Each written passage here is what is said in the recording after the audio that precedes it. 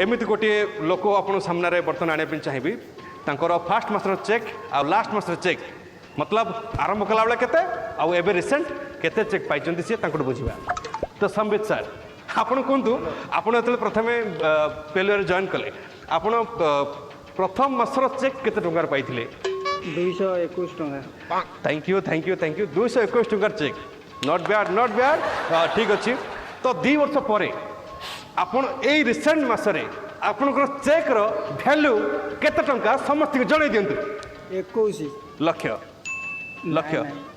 21 टଙ୍କା 21 लक्ष टंका खाली 21 टଙ୍କା।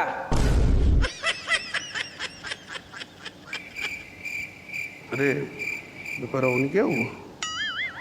आग भलिया होदे तो चालाकी गले तो पटुना आसो कौन पूरा पशुना बोकरा किसी कहीं पशुना